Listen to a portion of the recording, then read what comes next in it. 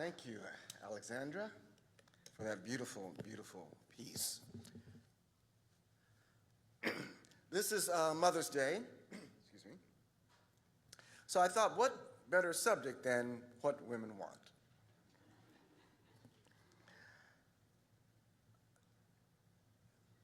On this Mother's Day, I am inspired to speak about a question that continues to emerge in our society. It's a subject I've actually been interested in for most of my life. I came of age and consciousness back in the 1970s, when everyone was concerned that the world population was going to overwhelm the resources of the planet and that we would all die a terrible, horrible death because of the lack of resources to feed and clothe and provide for this exploding population of human beings. But a funny thing happened on the way to the population explosion. It fizzled out. But I want to start with the text for a moment because it is women who give birth in this world today. And this story is interesting because it's been framed by the gospel writer Luke, as we talked about in the introduction. But it has a very different meaning. Amy-Jill Levine is a Jewish scholar of the Christian text, of the Christian tradition, a Jewish scholar of early Christian writings. And she continually provokes the traditional Christian interpretation of many of our parables because we don't understand them without truly understanding them in the Jewish context. And as we talked about a few weeks ago, the traditional Christian interpretation sets up the Christian text in opposition to the Jewish text as a way of saying their way of doing it was bad, but the Christian way was an improvement. And she will not let Christian scholars get away with that. She said, you just don't understand Judaism. And so she consistently brings to task the traditional Christian interpretation of many of our understandings. In this particular passage, she says, we've got widowhood all wrong. And I'll confess, until preparing this sermon, I had fallen victim to that traditional interpretation that widows were weak, unempowered, had no rights, had no resources, that without being connected to a man, they had no way of making their way in the world. That the husband's property would be inherited by the oldest son, and she would be dependent on him, and that was just the way it was. And if her son dies, she is alone in the world. And throughout the Hebrew scriptures, there is constant concern, constant divine concern for what? Widows and orphans. Widows and orphans. But Amy-Jill Levine says, not quite. Yes, certainly, women were taken advantage of, were disadvantaged in many ways, but do not take agency away from women. That there were widows throughout the Hebrew scriptures and throughout the world who were able to have agency and to make a difference in the world in which they lived. That in spite of the limitations that society put on them, and it was not just Jewish society, patriarchy is universal, amen? It is throughout all cultures in our world and persists even today. And so she says we misunderstand that there were many ways of existing in this world, as a widow even, and that there were some widows who were abused, but there were some who were able to muster the agency to determine their lives for themselves. and that the widow in this story is just such a woman. This is the heart and core of the parable. Forget about what Luke said about this is just an example of how we should pray. Take that, set that aside. And even at the end, when Luke puts in the mouth of Jesus, the Lord said, "Hear the unjust judge." Take that away. In the heart of the parable, the judge is not described as unjust. And when you strip that framing away, you can start to see different meaning. It's been a mystery to many scholars. Why does Jesus describe this judge as not fearing God and not fearing any human being? And that, to me, says this is the most impartial judge that you could ever want. Not an unjust judge, but a judge who is not able to be influenced other than by the facts in front of him. That's how I would read a judge described that way. But hear this. We've got a judge who doesn't fear God and doesn't fear any human being, but is influenced by this widow.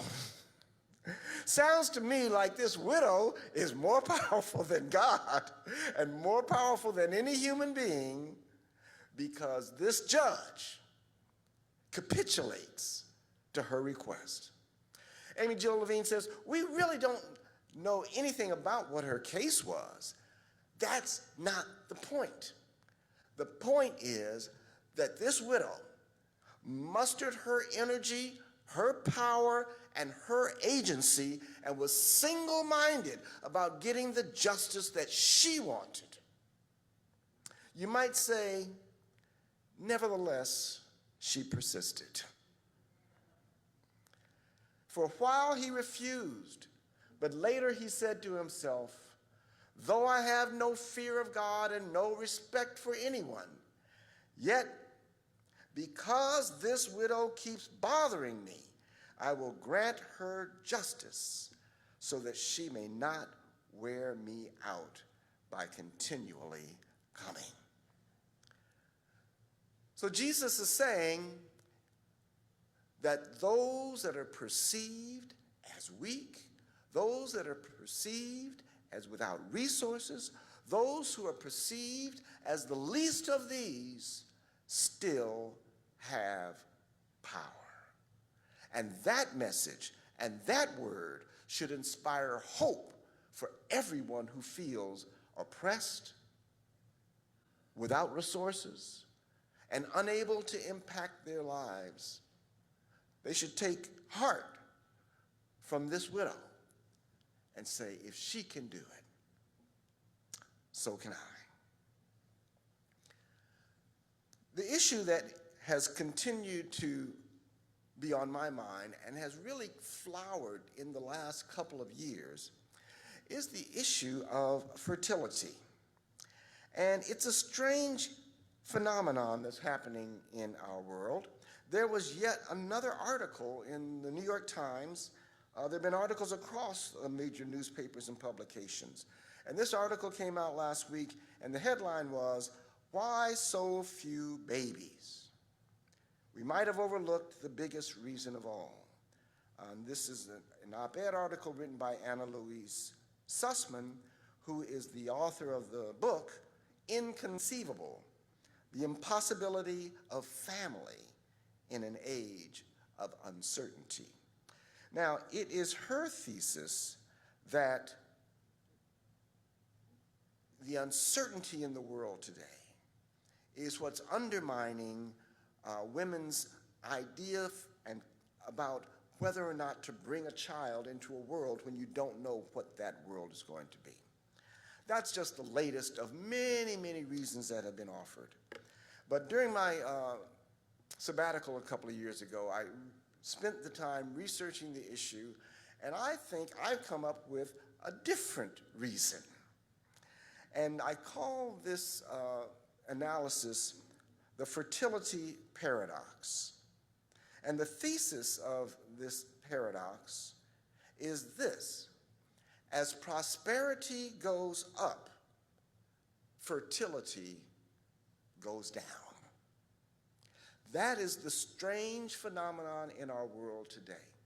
And so when we ask the question, why did the population boom turn into a population bust? And now, while we are looking at the peak population of the world cresting in the year 2080 and then falling, and when it starts to fall, it will fall as rapidly as it rose. When you look at countries like South Korea, has the lowest fertility rate on the planet. The country of South Korea is scheduled to be half its size by the end of the century. Half. And so there are many other countries on course for that same kind of decline. And where are they found? In the most prosperous places on the planet. Now you say, well, why should I care about this? Well, I think there are a couple of reasons that we should be concerned. First of all, it tends to be the folks on the left who were promoting the population boom and let's slow this thing down. We'll call them the environmental folks because of the impact on the environment, which is real.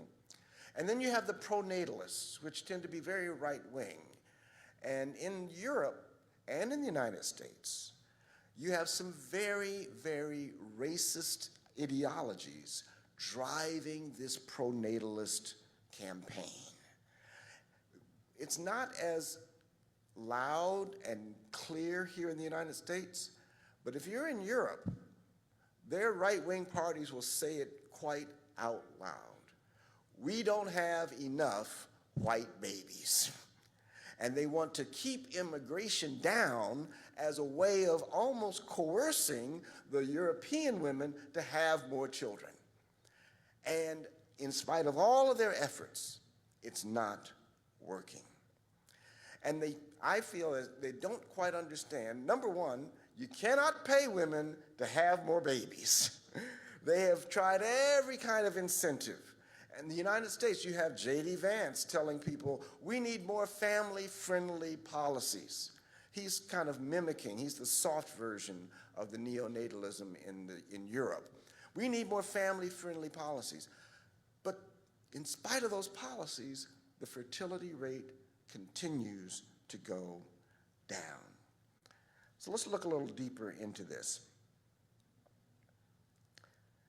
So after living the last 5 decades waiting for the population bomb to explode, it seems like all we're going to get is a slow fizzle. Global population is now scheduled to peak around 10 billion by the year 2080 and then start to decline over the next decades. The overpopulation camp celebrates this trajectory while the pronatalists fear the coming descent with dread. Who is right? The overpopulation people were right, but now the pronatalist position may have arrived at its moment of genuine relevance. There is another factor that further suppresses world population growth in recent years: a global increase in prosperity. Yes, this prosperity is hardly evenly distributed, and there are still too many starving children and too many displaced and housing insecure families on our planet. But ironically, these poverty-stricken areas are the very places where we find the highest fertility rates.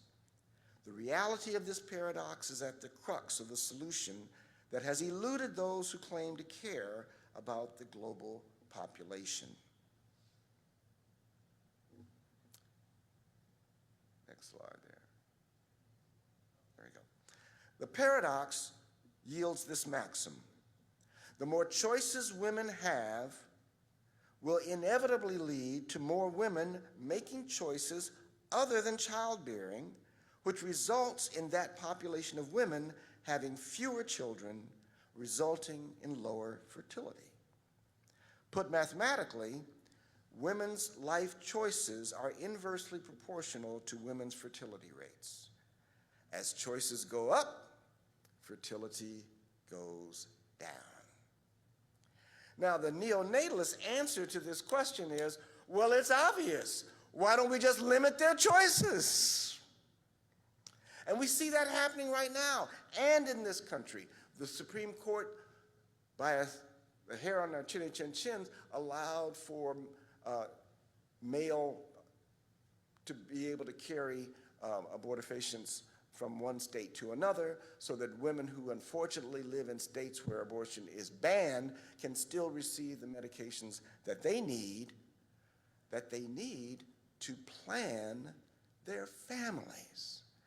Women who have access to all the health care and every option that they need space their children, plan their families, and are able to achieve their own family goals better than women who do not have access to the health care, to the reproductive health care that they need and want. Abortion doesn't mean that women don't have children or don't become mothers. In fact, a third of all women will have an abortion over the course of their lifetime, and they include mothers. It is just the way that mothers can plan, space, and have families that they can care for in the way and in the means that they choose.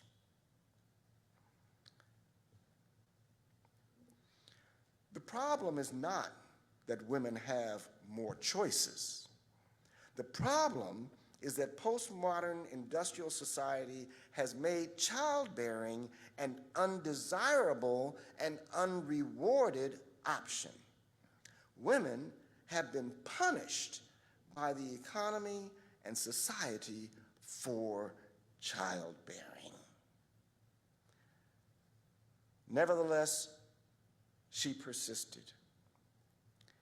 Pat Schroeder, I know there's a posting going around on Facebook which caught my eye, was a member of Congress, and she brought her infant child to Congress. And there were men there who said, now you've got to choose. Are you going to be a mother or are you going to be a member of Congress? And she said, I have a brain and a uterus, and I plan to use them both. 1973, folks. In our lifetime, women could be fired for getting pregnant. And it is still the case that women's careers are derailed and limited when they have children. Oh, it's not official. It's not in the handbook, but yet it still happens. Before 1954, women and black citizens did not serve on Texas juries. And for defendants, a jury of their peers consisted of 12 white men. However, women gained the right to vote in the 19th Amendment in 1920, not 1776, but in 1920, and in 1921, a Waco grand jury included 2 women, leading to several convictions.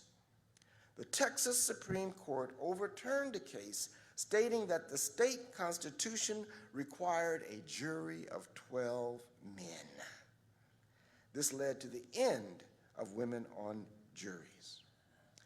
In 1954, Texans voted 57 to approve the constitutional amendment allowing women to serve on juries. The actual vote totals for approvals and disapproval were 302,854 and 224,730 for disapproval. The Civil Rights Act of 1957 granted women the right to serve on federal juries. However, it was not until 1973, that great year, that all 50 states passed similar legislation. So when we think about the widow in the parable, going to the judge for justice. Her struggle in the first century of this common era was not very different from women's struggles in 1973. Because even then, the trial of men who abused women would be judged by 12 men. How would a woman get justice? In 1973, it was the first year that the Ivy League allowed women to apply to their colleges. In our lifetime, folk. And so the answer to the question that I feel is at hand. What do women want? We have to totally and radically change postmodern society, particularly in terms of our career and educational undertakings, so that women are not punished for the start, stop pattern of their lives, and their reproductive lives should not be punished for that in the workplace. Women should not be punished for the start, stop patterns of their reproductive lives in education. But our society needs to be reformed to accommodate and to support women as they pursue careers and education and family. So it's really not a mystery. What do women want? Equal rights. That's what the widow was there for. She wanted her equal rights. Women want justice. Now, this part of the parable I do like to bring back into the conversation, because it says she got justice by her persistence. And this parable, the moral to this parable is, don't let any law, don't let any convention, don't let any custom stop you from pursuing the justice that you know you deserve.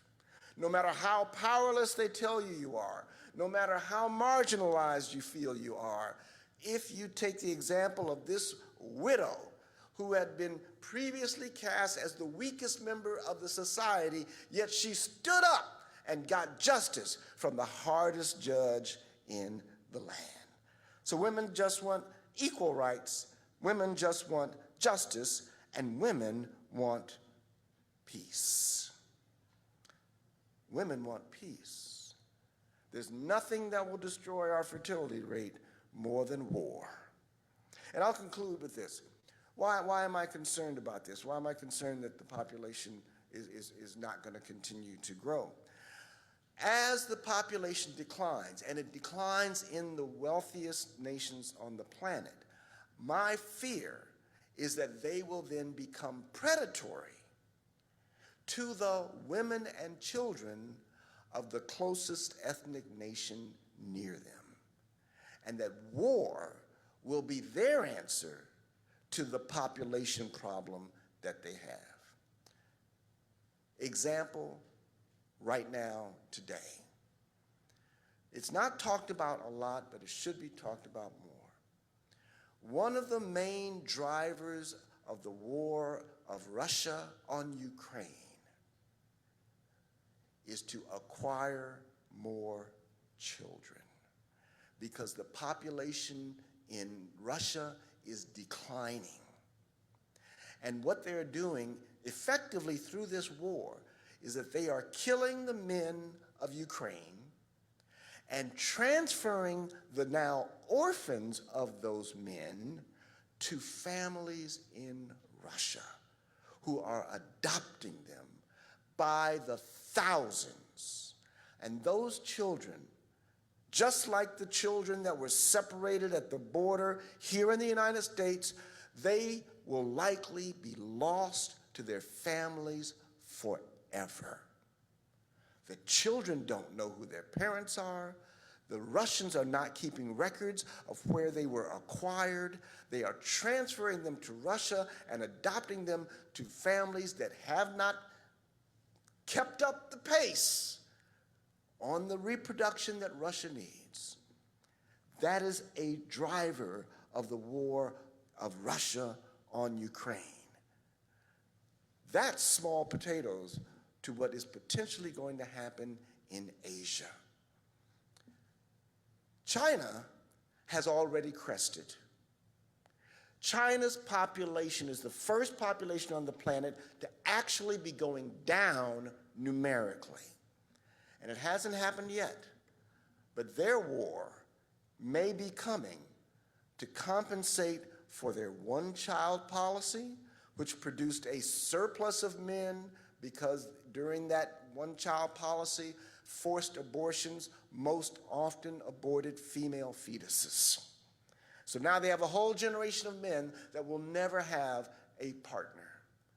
And so I am looking for an aggressive China to reach out to Vietnam, Cambodia, Thailand, Malaysia, all the countries around them, first through financial incentives, but we do not put away the possibility of war. So that's why even Mother's Day in this country was spawned by a desire for peace.